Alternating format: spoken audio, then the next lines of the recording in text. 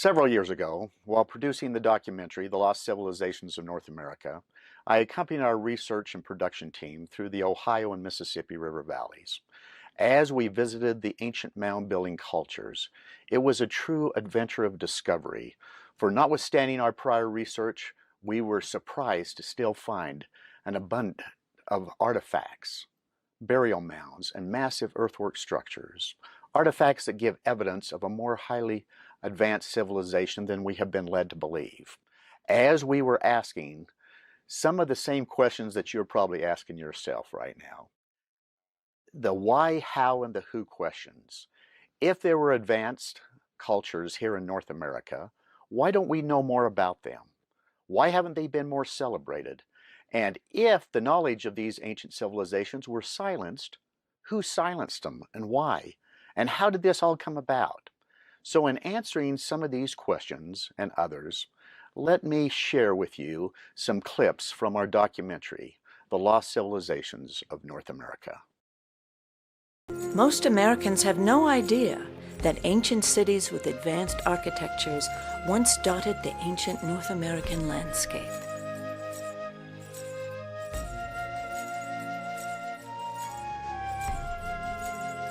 Director Kennedy has since coined a name for such places. What I call hidden cities. I use the term because these were very big places. There were more people, we now know, in Cahokia, across from St. Louis, than there were in London or Rome. There were major population centers in what are now Nashville and Cincinnati and Pittsburgh and St. Louis. Why is it that top historians didn't know about such things?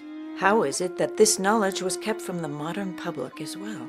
There was one mound construction that would lend credence to this idea that some of the Indian tribes may be of Hebrew descent. While visiting Mound City National Park in Ohio, I pulled out this survey map from Squires and Davis's book, The Ancient Monuments of the Mississippi Valley. It was a survey of a giant earthwork, which looks like a Hebrew oil lamp and a menorah. And so I asked the park director where we'd have to go to see this particular earthwork. And he says, well, you'd have to get in your car and go down the highway some distance to Milford, Ohio. And at the crossroads there, that is where it was, but no longer it exists because the Army Corps of Engineers came in and wiped it clean. There was one mound destruction that is particularly suspicious. The Hebrew Works, for example, in Milford, Ohio, that was totally taken down and destroyed.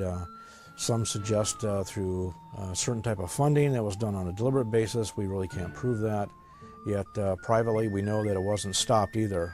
That was allowed to be taken down and it was not stopped. And it's lost. It's gone to us forever.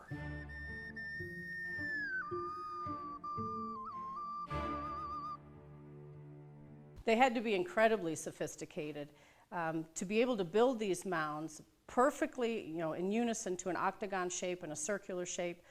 It's clear that they rival, by any scale, any other cultural achievement in the world. The Great Pyramids, the Great Wall of China, the Roman Colosseum. I'm not that surprised by it.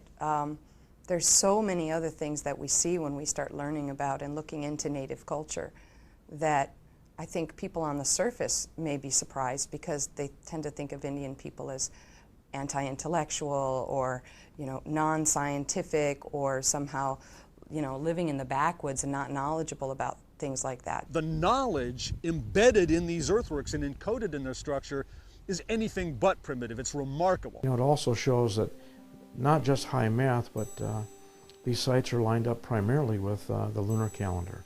They had high math, they understood geometry, and because of the lunar calendar, they also understood the heavens, astronomy.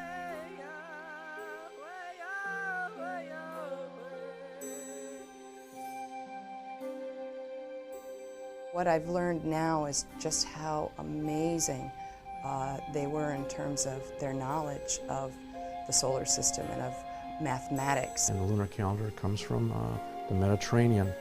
And then they had the unit of measurement was 606, which they call the stade. One side of the Great Pyramid from the base to the tip of the apex is 606 feet.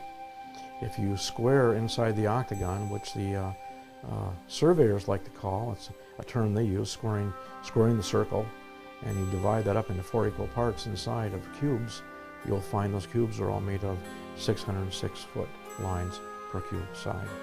The angle of the Great Pyramid of Egypt runs 51.8 degrees up the slope from the base to the angle. That measurement is there, and when you come off of the baseline at Newark and you run true north and then measure that angle back to the baseline, what do we find? 51.8 degrees. So did they have the same math as the ancient Egyptians? Well, I gotta say, yeah, it sure looks like it. 606. It's made up of stades, exactly the same. Now, if that's not interesting enough, look at the angle of the Great Pyramid of Giza. If you take the angle of the Great Pyramid of Giza, the slope is 51.8 degrees. Let's go back to the earthworks. If you measure the line that goes straight through the center of the structure, right here, and then you go true north, it's 51.8 degrees.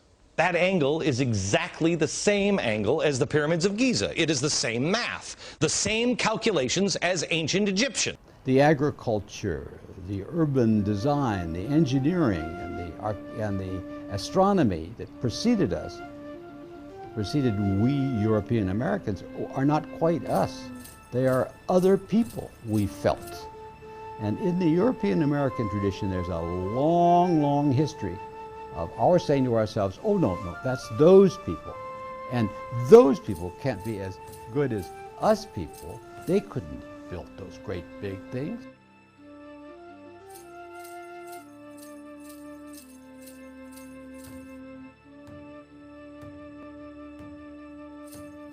Thankfully, today's scientific community is beginning to take a renewed look at what artifacts and ancient cities yet remain, such as these once city walls, intentionally preserved as mounds in a golf course in Newark, Ohio. Dr. Roger Kennedy went on to say in his book that few realize that some of the most complex structures of ancient archaeology were built in North America, home of some of the most highly advanced and well-organized civilizations in the world.